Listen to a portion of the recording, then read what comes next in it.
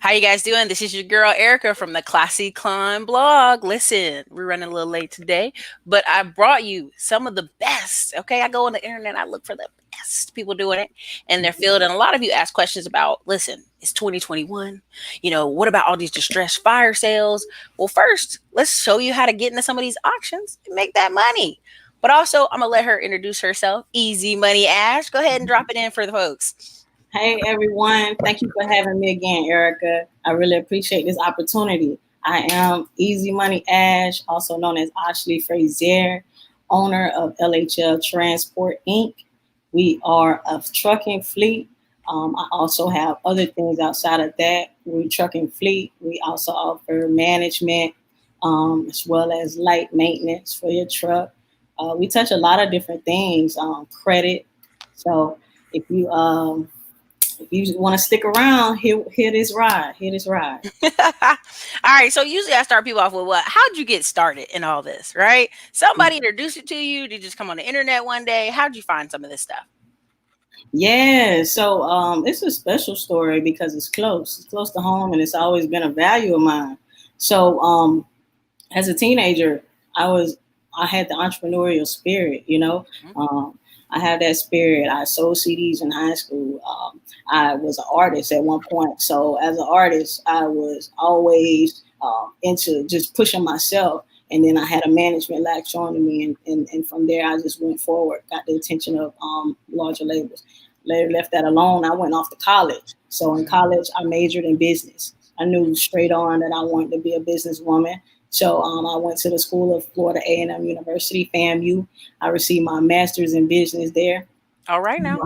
Thank you, thank you. And while I was in school, I started what's known as a fashion truck. So I noticed how like when corporate companies would come in, they will only choose a select few. And so I never thought I would fit in the corporate at all. I knew it. So I had that entrepreneurial desire, and I decided to buy an old food truck, gut it out, and turn it into an actual fashion store where I sold clothes, shoes, and sunglasses. So that was my Okay. first. Okay. Yeah, so that All was my right. first taste into a little of transportation, Mm-hmm. little transportation mixed in with some fashion industry and also with hiring my friends and peers because we were all on the same goal. I love it. I love it. So fashion in a food truck. hmm That's different. I like it though. So what? How long did you operate that? How was it successful? Did you feel like it was worth doing? How long did you do it for? I did that for about 3 years. I started that in grad school. And Mm-hmm. so I did that throughout my full grad school term. I was in grad school 2 years, and then I operated it 1 year after school, and I was full time with it. I up and moved to Charlotte right after I graduated. Charlotte. Yeah, Charlotte. I love Charlotte. It's up and coming, you Man, know. Charlotte been up and coming about 20 years now. Thank you. I'm Thank from Fayetteville, you. and every time we go to Charlotte, be like, every time we come here, it's new. Every day, it's something new. Something But new. I will say this. I tell people all the time when I came to Austin, I flipped a coin. I said I'm gonna go to Nashville or Austin because Charlotte and Raleigh I felt was too close for me to get some change, right? And the crazy Mhm. part, as soon as I left, everybody that was in Charlotte was like, "Erica is booming." I'm like, "Man, shut your mouth, shut up, all of y'all." But I love it. Charlotte is where I'm gonna get it one of my Airbnbs or something soon. Oh yeah, it's Yeah. definitely that type of market. So I was in Charlotte, got there, and Mhm. I was more focused on okay, I got this master's degree. Let me see what I can do with it. So I Mhm. ended up getting recruited by a large company called XPO Logistics. So XPO. Bringing, major player. yeah. Sometimes they bring in the good, and sometimes they bring in the BO. That's what I say. Man, Good. they are a phenomenal company. That company was definitely acquired by a great mind, Mhm. and coming up under that leadership was awesome. So I ended up moving to Charlotte, like I said, and after a year, I decided to put away the fashion truck and go into corporate and see what I can do, see if I can put my degree to use. So I ended up going within the accounting side of XPO, and there, Ooh, okay, and okay. yeah, She doing the numbers. oh yeah. Okay, okay. No. So I went into the accounting side of XPO, stayed there for like 2 years, and I was counting about $2.5 million in their revenue from from sales from other carriers. So I didn't know what I was looking at back then. I didn't know the bigger picture. The bigger picture. I just knew, okay, this company has a lot going on and I want to be a part of it. So I stayed there. Like I said, I stayed there for 2 years. And then my then girlfriend, we were dating. And so from there, we had a plan to move to Atlanta because I always had a desire to be in Atlanta. Hot Atlanta. It was the Charlotte or Atlanta. They say move to Charlotte. They say move to Charlotte. Exactly. They say, you know, Charlotte and listen, Charlotte's a baby Atlanta. Baby, tiny baby Atlanta. Houston is the second Atlanta, right? That's a whole nother conversation. Each got their own flavors, but we'll leave it there. Go ahead. Definitely got their own flavor. So everyone was like, yeah, Charlotte, go to Charlotte. It's up and coming. You know, it's not overcrowded. Try that. Boom, boom, boom. So I moved there. But later on, I said, nah, this is not it. It's not completely there yet. So I need to go back and go to my original plan, which is Atlanta. Hot Atlanta. That brings me here. Mm-hmm. I'm in Atlanta, and my wife, she says, hey, how about you help my brother with his trucking business? Mm-hmm. I said, trucking? I just knew it from the number side. I had no idea what she meant by that. So I spoke more to him because she only knew like he had a truck. And at the time, my brother, he was being sentenced to 2 years in prison. Mm-hmm. So at that time, it was kind of like, wow, you going to prison and you want me to run your business? How is this going to work? Like, what am I really getting myself? You about to learn on the fly right now. Yes. You about to learn by fire. Right. And I had not yet seen the truck. I had never seen him really operate the truck. I knew he would come visit us and he said he drove trucks, but I didn't really put two and two together. Mm-hmm. So once I saw the truck, I was just like, wow, okay, cool. And from there, he was like, well, sis, I would love for you to help me because I know you got a master's in business and you seem very good with numbers. And that's the side that I'm missing. So I said, okay, I knew I wanted to have a family business. I knew I wanted to leave a legacy. So this was a way for me to hop in, get my feet wet and dive right down into the trucking industry. So after I got that invitation approved, I ended up just go ahead and sitting back and like, dang, what am I going to do with this truck? He was giving me bits and pieces before he went to prison, but it was just like, man, it wasn't enough information. So I had to get with the mechanic, and turns out like that uncle kind of guy, like, you know, just get in there and you crank it and you take it on down the road and, you know, put a man in there and keep it moving. It was a twist. I wish it was even like that, Erica. It was a twist. It was a twist. It wasn't even running. It was in the shop. Oh, dang, so it was in the shop. Gave you the bill. Yes. So coming in, I invested $4,000 from a trade line. Mm-hmm. And that's when my credit came into play. I invested $4,000 from a trade line. Mm-hmm. And fast forward to today, that $400 has just 100 times itself. We're well over 400,000 in revenue. And that's how I ended up coupling my credit within the business side of things. So I never forgot how credit was so important at that time. And that's why I continue to work on it and continue to educate anybody else who want to get into it. Make sure your credit is A1. You never know. You know, what I tell people is, you know, you see those things when on the internet where they be like, would you want 100,000 in cash or credit? And here's my thing. Like, if you don't know to do 100,000, because a lot of people don't, then you make credit may be better, but you know, cash works, but only so far, right? Only so far. So at some point you're going to, like, prime example right now, I'm talking to people who they went and got insurance quotes for their trucks and the people were telling them 40,000, 60,000. I said, well, honey, what they're telling you is you're uninsurable. Because the math don't even make sense on how much you make in a year off a truck. If you're going to make, you know, gross 52,000 to, you know, or 80,000 after everything's said and done, expenses, you know, what they just told you is you're not insurable, right? And you need to go back and work with XPO or something. That's what they just told you. And so what I want people to understand is credit does matter.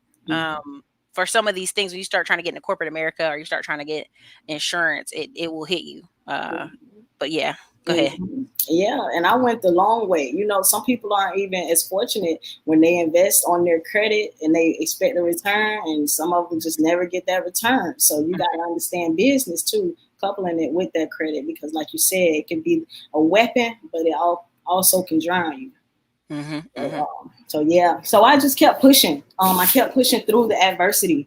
I decided to, definitely keep in close contact with the mechanic because it was down in Miami at the time.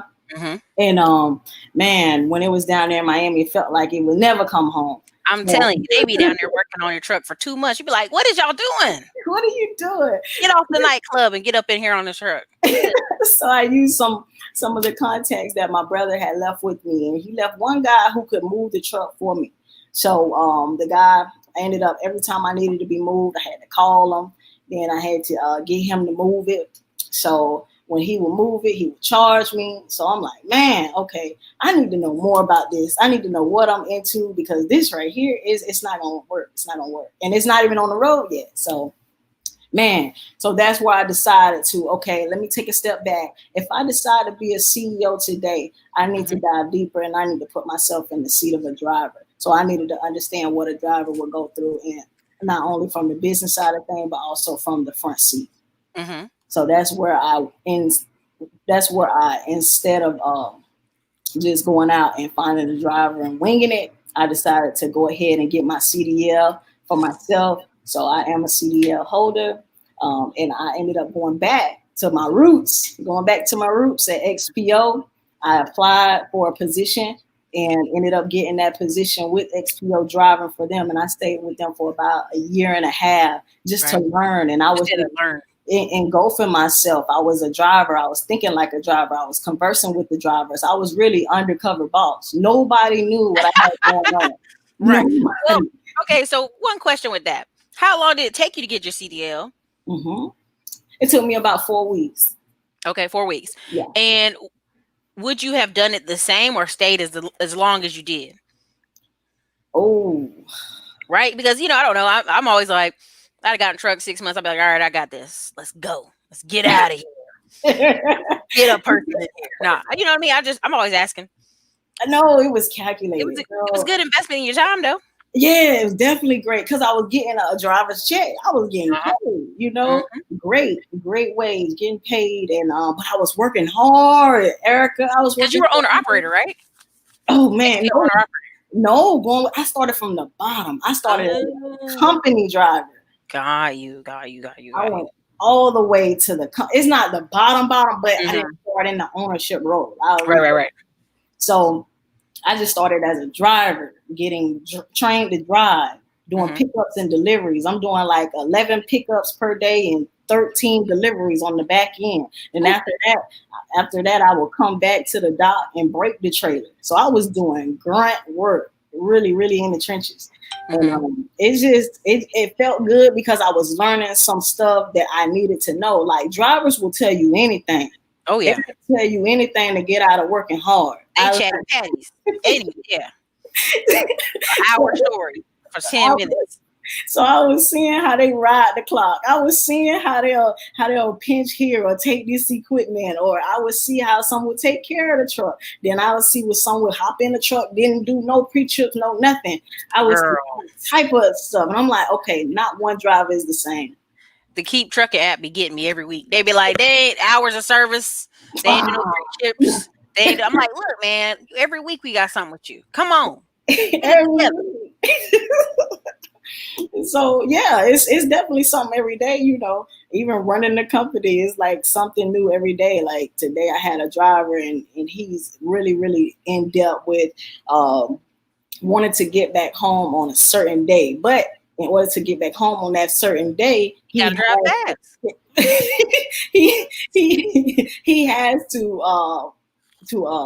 I guess go relaxed on his hours of service. So it's like he doing too much deadhead, and we just spent today trying to rework his schedule. So we reworked him. But sometimes they just have to do some things that that's more conducive for the company and for the driver. Yeah. And my thing is like, where else in the world can you get up, leave high school, Go to a class for 4 weeks and make 100 racks every year in No. America. Being an entrepreneur and Yes, but I'm like, truckers, like they be complaining, but I be like, baby, show me where else you can make 100 racks. it's not too many. Not too many. You know, and we let you go home on the weekends. It's not like you had to cook out every Saturday. We let you go home. You know what I mean? It's not like we're holding you hostage here. That's just something that's definitely a strategy for us. You know, definitely hiring drivers who have families or who have those type of life, a reason, a work-life balance. You know, to get up and go to work, and also a reason to come back home. That's an equal balance, and that helps them stay with us longer. You know, I make a joke out here on the channel all the time, but that I am hiring foreign drivers, but everybody already know I'm getting foreign drivers because they have the ultimate reason. They like trying to get the American dream and send checks home, right? So they like, I'm gonna drive this on down the road, right? Oh yeah.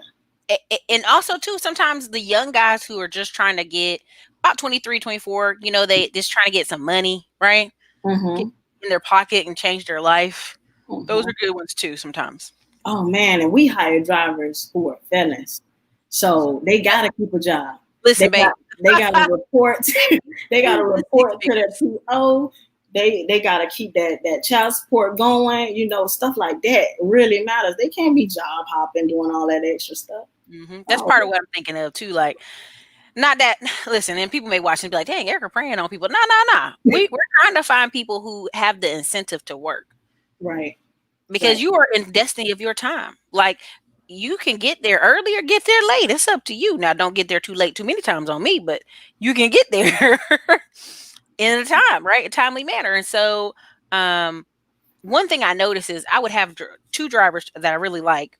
They would get to the location early and sleep close to the location.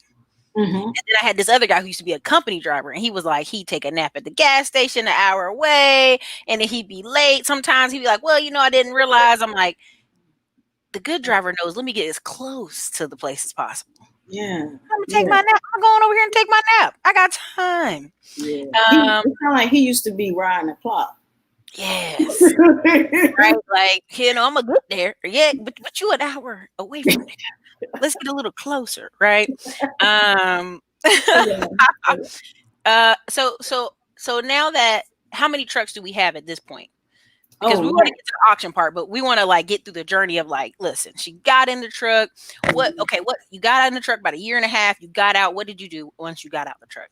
Yeah, so once I got out the truck, I said, man, I can't do what I need to do as an entrepreneur. I can't push my company forward if I'm on their clock 50 hours out the week. I gotta leave. I gotta jump. So I had saved up some money, and at that time I said I'm gonna just take a leap and see what I can do with this one truck. So I just had one truck. It was an older truck, and also I had an uncle at that time. He wanted to get into the industry, but he didn't have the knowledge. He had about 30 years of experience as a company driver, but he didn't have like the business knowledge. So I decided to come up with a plan, and I took him on as my very first client, and I started managing trucks. So he has a truck. He let me run it for him and operate it, but he owned the truck. So that was my first real truck management deal. And to this day, we have about eight trucks on the road, and half of them are from investors. Okay, so we got 8 trucks on the road, half from investors. I know that world. God bless you. Your patience, honey. You work on it.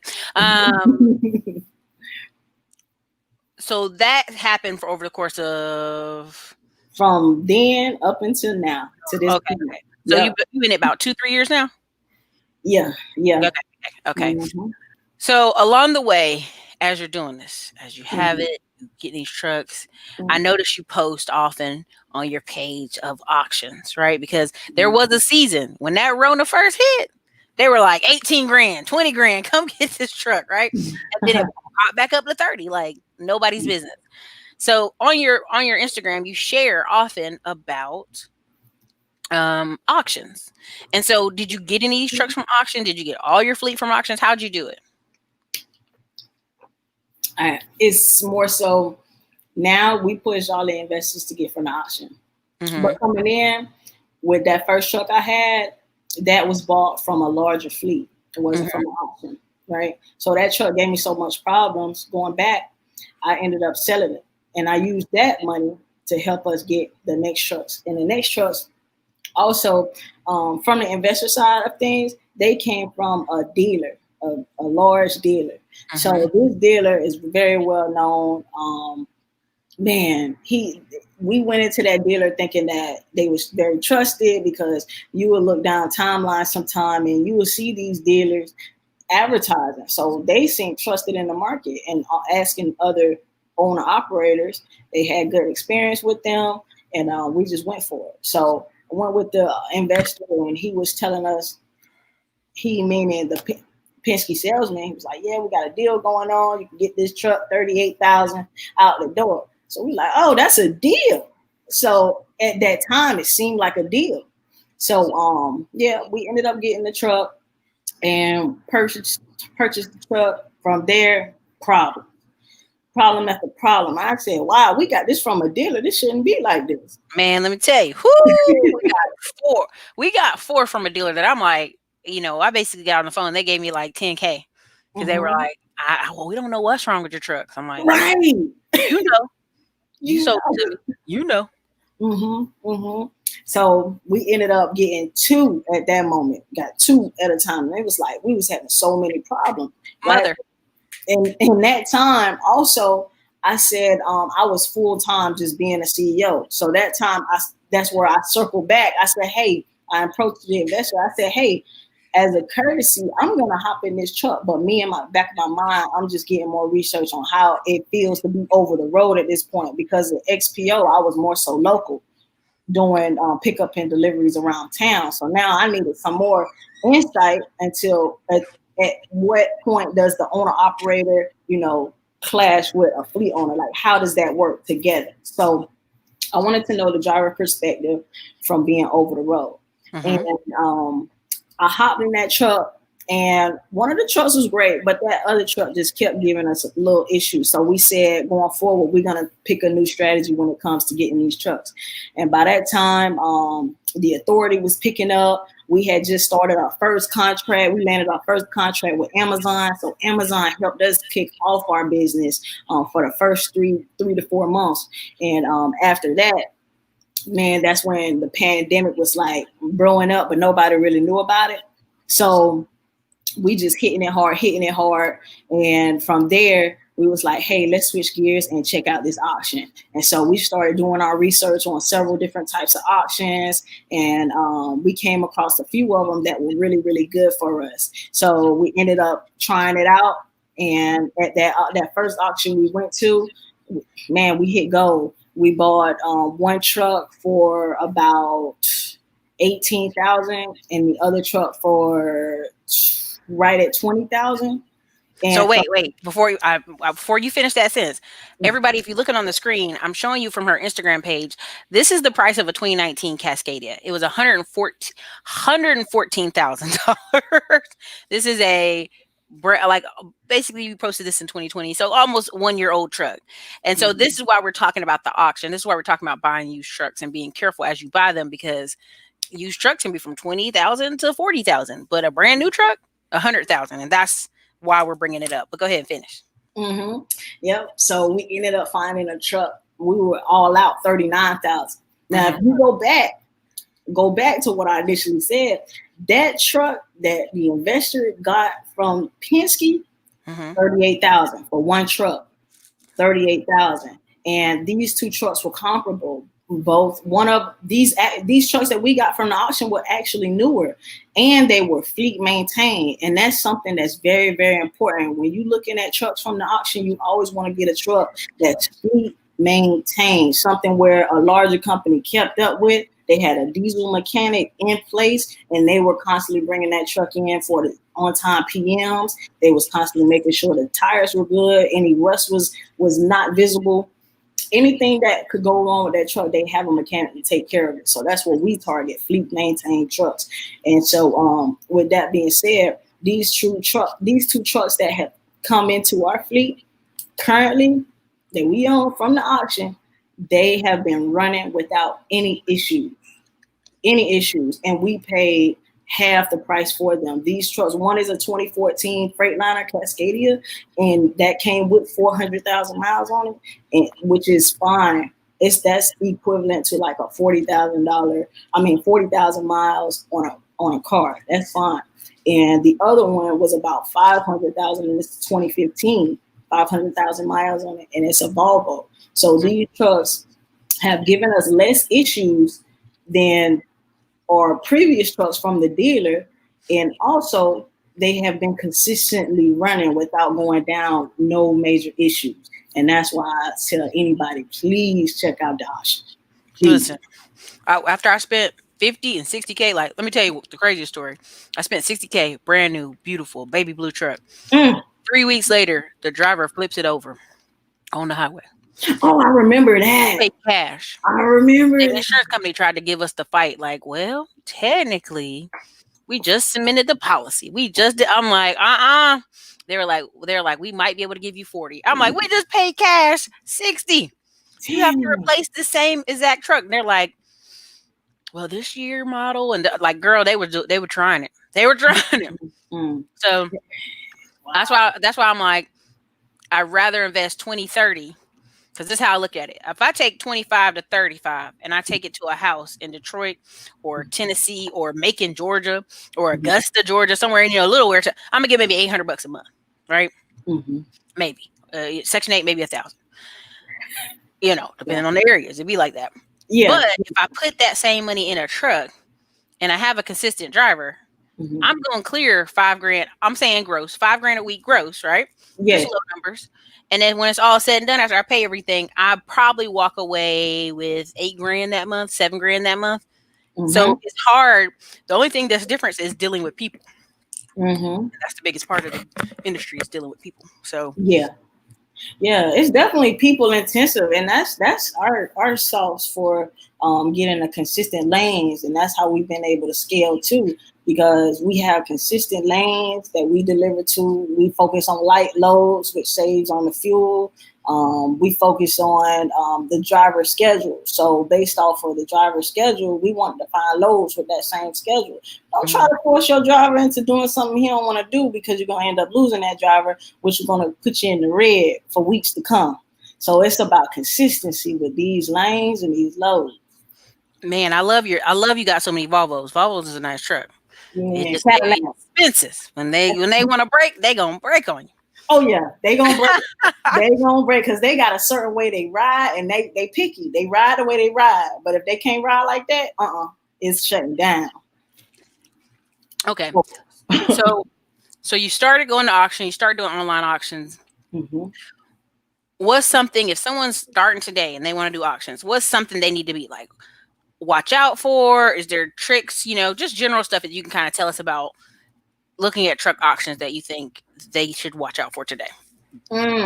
Okay. So my main thing is understanding your business first. So what type of loads are you pulling? Are you pulling light loads? Are you pulling heavier loads? Because that's going to dictate what type of truck you want to purchase, right? So going into there, you want to be mindful of what type of equipment you want. And from there, you stick to that lane. Don't get caught up in the price. Just stick to what you need. Don't just get any old truck. Get something that's been kept up. With us, we look at the descriptions, what's going on with the truck. The auctions that we go to, you don't have to walk the lots. We got over at least 50 auction list that we pull from, and we got like 2 of them that's top 2, and that I show within my course. But we stick to the description, and we stick to the professional inspection that has been done for us, right? So we make sure we read it, we make sure we're looking at everything, we making sure how much life we can gauge that is left for that truck, right? And I'm just telling you what I do, because I would want you to do the same thing, model out after that same thing, because it's worked for us. It's been tried and true, and it's worked for our investors as well. So those are pretty much the specifics. Like, make sure their fleet maintained, make sure that they are in line with what you were looking for your company, right? Even if you lease on to a third party, make sure that third party is conducive to the trucks that you see or the trucks that you're looking for, So, and that's on the flip side. But make sure if you're leasing on to a third party, you go to the auction and you get a truck that third party company needs, right? So that's pretty much it. That's the basics of it. And I wouldn't want anybody to get caught up in the miles. Miles is cool to look at, but how that truck was maintained, that's going to determine how much you can keep in the pocket and stay out of the shop. Okay. So what should so when you do your auctions, do you do it with your credit card? Do you do your bank account, ACH, wire? How do you close out on a trucking auction? Yeah, so this time we did cash. The next time after that, we did it with an investor, and she wanted to finance. She had some great credit. We went there with cash, but she had great credit, so we didn't even have to use cash at all. So financing is available at the auction. You can do financing, you can do cash. It comes with warranties at the auction, which is crazy. I didn't even know that existed. When I think about auctions, I think about somebody want to go there and just get rid of something fast and sell it quick. But no, these auctions are pristine because companies go there and they want to upgrade their own fleet. They sometimes, for tax purposes, they upgrade their fleet. Nothing you do, yeah, tax. Quick question. So are you doing this all in Georgia? Are you going to Florida? Where are you going for these auctions? Oh, they're all over. They're all over. So this auction is worldwide. So it doesn't matter where you are. Okay. I like it. So some people ask, like, do you have any deets on dispatching? Right? She's just curious. Like, what are some of the things, as far as dispatching? Is it hard? Do you have staff? Do you do all your own dispatching at this point? So when my brother, going back to my original story about me and my brother partnering up, 2 years later, he got out of prison. And so while he was in prison, I was doing the dispatching for us while the authority was matriculating and getting its age on it, maturing. So I was doing the dispatching. And from there, he ended up getting a dispatching seat because my main thing was running the back office stuff and just focusing on getting us to where we want to be. So with him, how we do our dispatching, he handles that. And we focus on getting a lane, developing a lane for our investors and developing a lane for our fleet, to stay constantly moving. And so don't just go to somebody, thinking that they're going to come on because you're good at managing a load board. No, you need to develop a relationship and stick to that lane. Stop running when you see the rate spiking up. Develop that actual relationship because they're going to always feed you when the hard times come. All right. For sure. Also, we'd like to thank Mr. Royster Gibbs for the $15. Look like Czechoslovakia money, but he said it's supposed to be US dollars. For the channel today. Kasha with the ask, do you bring a mechanic to check the truck at the auction? No, it's already done for you. So you just make sure you're reading the description, reading the mechanic's notes, and what they're showing you is going on with the truck. You can literally do that. You can literally go to the auction from your bed. You don't have to walk the lots anymore, man. This 2021. I said, okay, all right.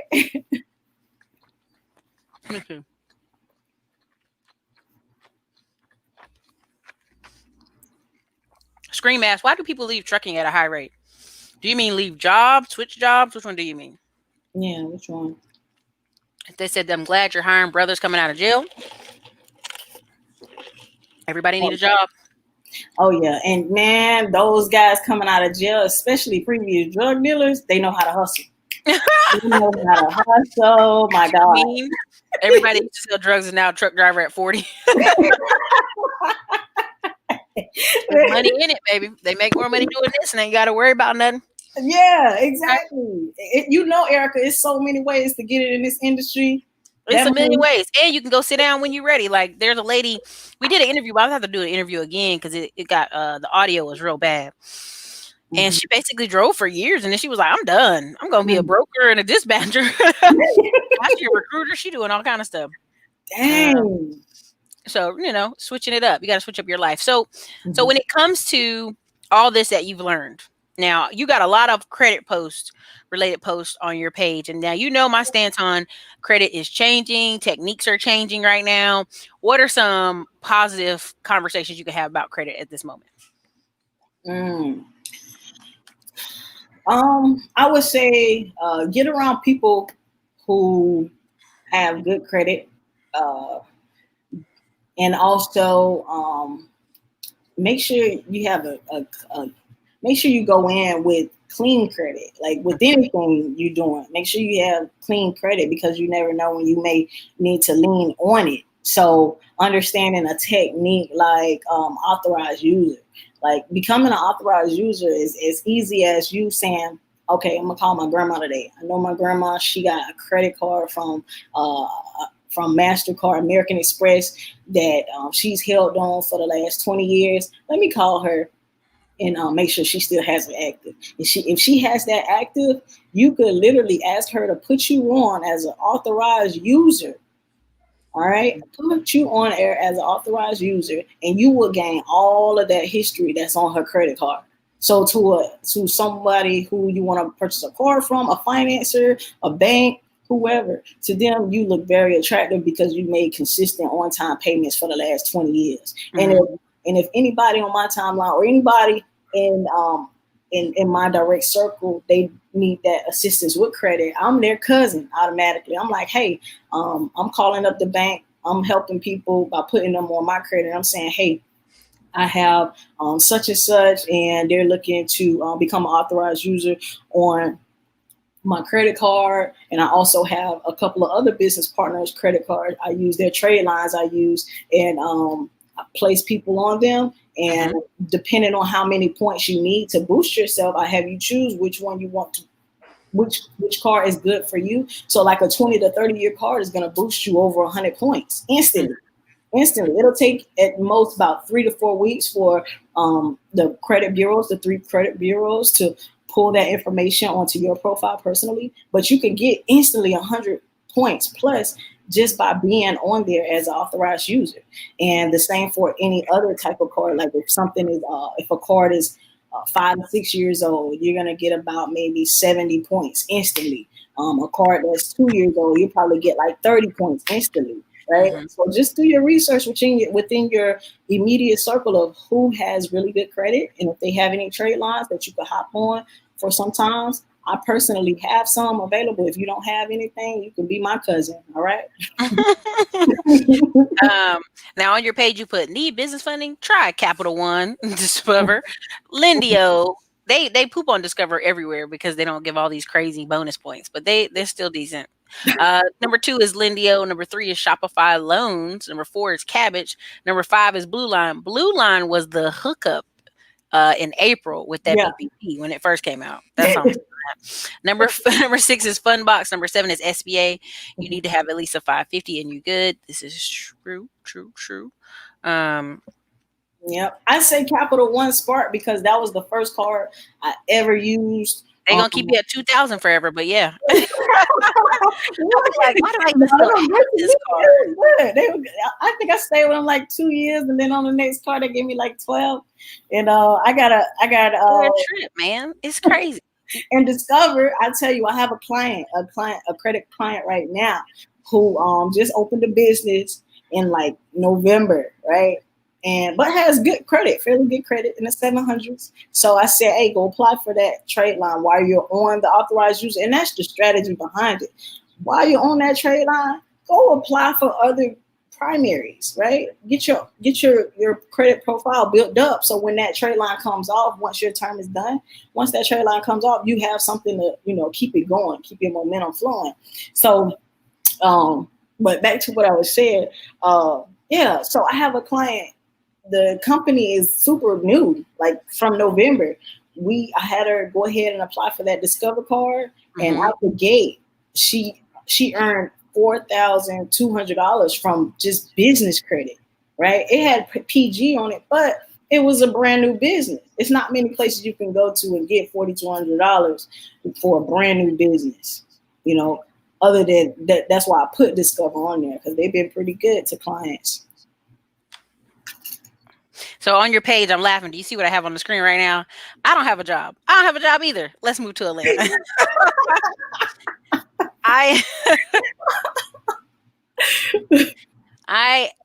We make a lot of Atlanta jokes here.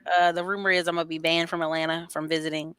Y'all got great food, but y'all got some people doing the most down there. But you got some people doing the most in the right way. That's right. Oh my gosh. Moving to Atlanta, it's something in this water that just had you hustling. I think it's because of the environment. You see a lot of people who look like you doing and moving in a certain way. It's like, okay, let me get in line. Let me, make sure I can get established. I can get a part of this group or get a part of this group, gain this resource, because it might propel me the same way it's propelling them. And I think it's relatable here. Success is so contagious in Atlanta, and I love it. I love it. Girl, I mean, the thing about it is just like people, you don't know what average is till you get in other environments. And that's what I try to tell people. I'm like, you don't know, like people living in New Orleans, like they know it's kind of low down there. But when they get to another city, they're like, oh, I'm out. Right. And I was talking to this lady who she left New Orleans from Hurricane Katrina. Her mom got put on a flight. She's in Austin. They've never returned. Wow. Because they were like, it's just so good here. Right. And it's crazy to think about it like that. But that's why I tell people, like, moving to new cities and seeing new environments will let you know if something's good, something's bad, like, just the differences in getting to the next level on several things. And I love that the internet is now making that world smaller. Like, we always have all this junk to talk about, LLC Twitter and Black Twitter, but really they out here they're giving you the game. It's up to you what you want to do, in my opinion. So someone said in the comments, let me see if I missed it. How much do you normally keep in reserves for emergency for the trucks?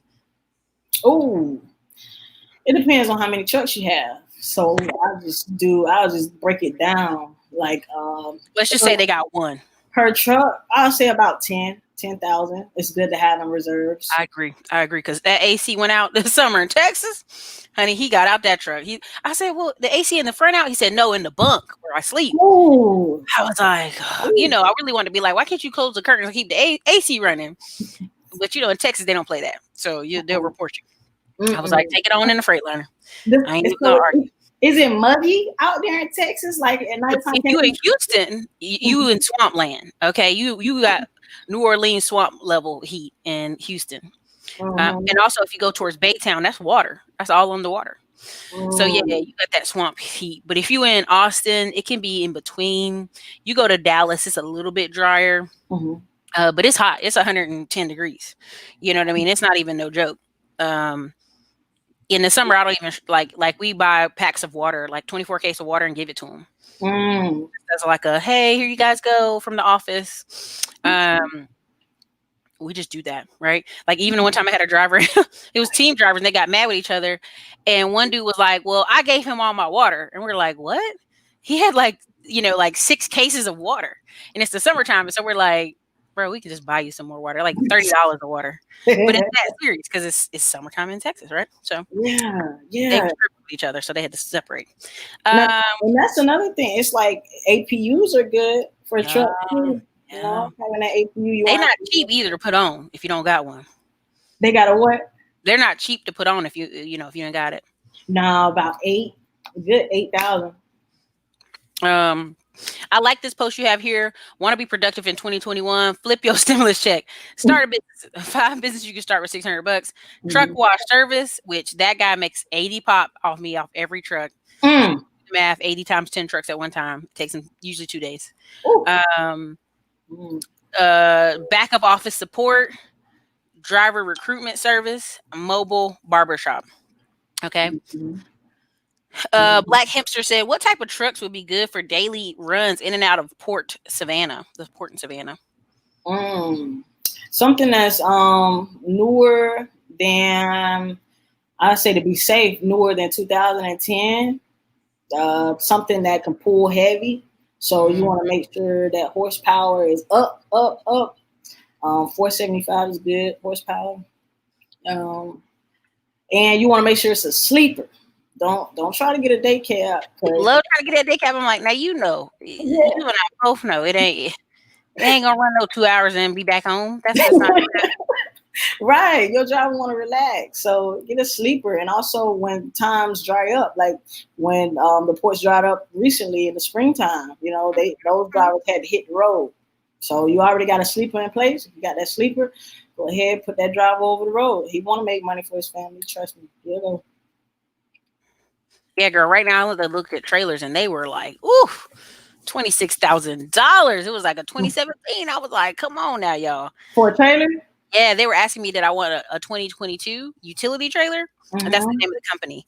And I was like, oh. Like, I ain't gonna lie, I was just like, ugh. Trailers are hard to find right now. They hard, but they got I'll send you the link off camera. We send a link. Okay. We'll talk about it. Okay. But as far as like renting wise, because when we have our investors come on, they have a truck, but that's all people think about when they go to it. Exactly. Just a truck. They don't pay attention. You need that trailer. Like, girl, I got one person I rent a cheap trailer for. I rent it for $450, like a deal. Ooh, if it's a day late, they hot. I'd be like, honey, it's Friday. Dang, calm down. They operating too close to their mark. On an old 1999 trailer. It's one of the original ones I started with, and I just keep it because, like, to go drop it back off is like Laredo. It's like an 8-hour drive going out of nowhere. So we'd have to literally have a load, go out there, drop the load, and then go drop the trailer. Yeah. And then ride back empty. Yeah. Now you can get trailers from the auction too. You can get trailers from the auction. You're still gonna pay like about 12 all the way up to 20,000. You're still gonna pay for a trailer. It's almost not even much of a difference. But in a private sale, you can find some cheap, around 10,000. I have a guy who I rent trailers from consistently, and he actually got approached by like OTR Capital to do a deal. They were looking for trailers. I didn't even know OTR is big. That's big. Big. I'm like, how did they find you? But he's a African American guy, which I love. That's why I love doing business with him. And but he takes care of his trailers. Most of his trailers are like 2007 and up. And so we get our trailers mainly from him. But he even started to dry up. And I researched it more. And turns out that trailer production had stopped during Corona. I'm gonna put that on the internet. Trailer production stopped during Corona. Here's the thing. Someone said on there, avoid Amex for AUs. Avoid them. How can someone become a dispatcher? You got a phone? You can be a dispatcher. Get you a laptop? some apps on that phone. Get you a laptop. You literally can do it from your phone, but that's how crazy it is now. Exactly. Get your DocuSign. Get a subscription to DocuSign. Get you a carrier packet, and start going. And then go from truck stop to truck stop. Put you up some flyers. Pass out business cards, and just start recruiting guys to dispatch for. And go on YouTube. It's a lot of resources, free resources on YouTube about dispatching. But it doesn't take much startup capital at all. And with a dispatcher service, you could probably get started up with not even the full $600. Use like $4, and the rest go shopping or something. Here's the crazy part. A lot of people need step-by-step instructions. Like I've been on here on YouTube long enough. I'll go watch somebody's channel. They just gave them the whole game, step by step, and they still be like, I can't follow. I can't teach either class. Just step me through it right step by step. And I was like, okay. And it just takes grit too. I encourage anybody under the sound of my voice, don't give up, right? And get you a mentor who's not gonna let you get up, because getting in the trucking is so many different ways you can get in and you can mess up. And if you don't have that mentor in your ear, like, hey, let's keep going. That's my brother, man. He always encouraging me. Let's keep going. Let's do this. Let's do that. And I credit him for a lot of great ideas that we've been a part of while we've been in this industry, because he's very, very smart. And getting you a mentor, having that person guide you. I understand sometimes it can be scary. So definitely that'll put you a definitely good ways ahead of anybody coming in trying to learn it on everything by themselves. Well, here's the thing too. What people don't understand is, and I'm trying to be careful. I've sat and talked with people who've been doing this stuff for 30 years. They family own a parking lot. They family got trucks and trailer. It's not even the daily ins and out ain't even phasing them because they have systems and processes in place, right? They got this one guy office here in North Carolina. I go in his office. He got this old woman. She like 70 years old. She been with them for like 30 years. She always been in the front office, just paperwork and dispatching and doing stuff. And I'm like, it's systematic. Once you keep systems in place and you don't burn yourself out, it's just not even that. It's not even that serious. You know what I mean? Like I want people to understand. Like in all the businesses I've started, I've made them so that other people can work in them. Does that make sense? Yeah. So yeah, keep going. Like don't get discouraged. Like some of those transportation companies have been going for 50 years doing the same old. They take that money and put it in other stuff. Right. Oh my gosh, yes. Okay, so what did they say? Atlanta has always been like that. Mark said my move to Charlotte was eye-opening. They said, is there a demand for truck stops on the East Coast up and down I-95? I'd say yes, everywhere. Yes, and look at 75 too.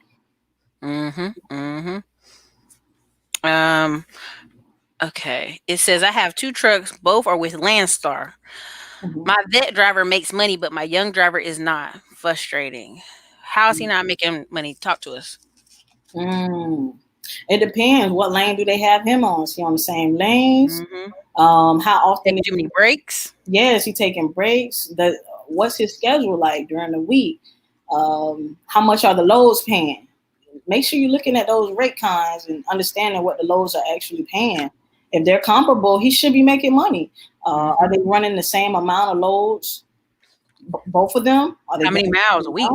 How many miles a week are they putting out? But mainly, how much is that load paying? How much? I don't think the loads are paying enough. If he's doing everything he's supposed to, then it boils down to that load. What is the load paying? We said, how do I get a Latino driver? Listen, I put some, you can put your ad in Spanish. Use Google Translate and put it in Spanish. I'm not even joking. Sometimes they don't even want to work for their own people. I'm telling you. That's true. That is true. And that's a good one. Put it in Spanish. You'll attract some. And go to truck stops. Meet them face to face. Said he wants more home time and doesn't. I apologize. He wants more home time and doesn't want to drive cross country. Well, then I say go ahead and recruit and get you a new driver. Yeah. If he's not working for your business, sir, you got to find another driver. That's all. That's all. Because it's somebody who wants that schedule that you have. You just got to find him. Maybe his home time is more important, and you want him to be happy. You don't want him to feel like he got to go find another job because he can't get home in time. So go ahead and start putting out an ad. Okay. All right. Well, so credit. You get some consultations on that still. Okay. Real quick. Go ahead. And also you can reach out to me as well. We always lease on, not always, but we're opening up our leasing program to select owners, to select investors. We don't bring everybody on, but if you do fit our criteria, we have a lane available. It goes from Florida to Mississippi back to Florida. That's what our drivers do every week. They're leaving out. What type of truck are you looking for? What type of truck? Yeah. A van, tractor, Freightliner. Right. What year is their range? Like I said, if it's in good condition, like I wouldn't even say a specific year. If it's in good condition, kept up, not a bunch of leaks, a bunch of mechanical issues, we'll run it. Long as your driver is comfortable in it. And we also have access to drivers too. Like I said, we're always doing the word of mouth. We're drivers as well. So we know other drivers that look for trucks. And that's why we do bring on investors, because we have access to those drivers. So this lane here, like I said, it runs from Florida to Mississippi back to Florida. So the driver gets home on a weekly basis. and home on the weekends. Well, hey, I might send you 2 trucks over there. Okay. All right. We'll talk about it. We'll talk about it offline. They good to go. 2013, 2015. One's 2013, 2015. We're just trying to be strategic about how we get returns for our investors. You know, if I can get it rolling with somebody, that's what I do. I try to, like, you know, try to keep it moving. But yeah, Ashley got room, y'all. Don't race it. Everybody don't race over, but she do got some room. She's saying she opened it up. Yeah. Chris Lee TV, thank you so much for the 1999 super chat. He's cool people. We got to go eat some vegan food in Dallas. Man, he's always showing love, man. I like seeing Chris on my timeline. He's such a hungry driver. He's so hungry. I think he's gonna do good later in life in this trucking game. Oh, he got it. He got all the monies, all the shilling. All the money. With that flatbed. Listen, flatbed is work. People don't realize, like, I had one driver, he loved it because he was a veteran. He was like, I hate just sitting all day. But flatbed, I hear they do. We don't focus on flatbed at all. I'm not going to claim to be an expert or anything. We do dry van, but flatbed, they run less miles than the dry van, and they pay a little bit more because I think that they do those less miles. See, they were paying crazy numbers at the beginning of the whole shutdown. You know why? Because the oil fields. They were trying to get all these parts to the oil fields from Houston, from the ports, to like close everything down. And they were paying people like $3,000 to go from Houston to like Abilene, $3,000 to go from Houston to like Midland, like over and over and over. I was like, holy crap. Wow. Are you going to get involved in the oil fields at all? Oh, no, not this time. Like, Texas has booms and busts. And right now we're in like going into a boom, but it's not a bust. It's just a slowdown. It ebbs and flows like everything else. Right now, when it's running, great time to be in there. And you know, government contracting, because we do about $1.9 billion in Texas alone with the government contracts as far as like the state. So there's lots to get in transportation. You just got to get in there. Yeah. That's really the biggest thing right now. Right.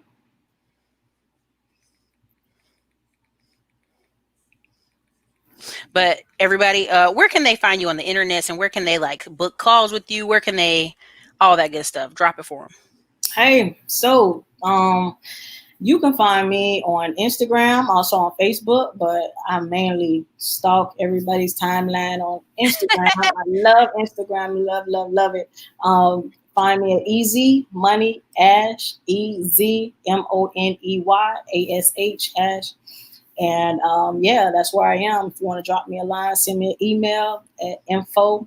You can send that info at easymoneybrand.com. And stay connected with me through there. Listen, y'all better touch base. This woman going some places now. Yep. Oh, and if you're interested in the auction, definitely click the link in my bio on my Instagram. You can go straight there. And also, if you're interested in the authorized user programs, they're there as well. Okay, so listen, y'all. If you want to get the AU, you want to get the auction, she got the hookup. I'll get the email from Savannah, or I don't know if you emailed it to Savannah already, but we'll put your links in the description and also in the chat. Okay, sounds good. All right, listen, let's talk offline. Okay. All right, you guys. Have a good day. All right, thank y'all. All right, later. Later.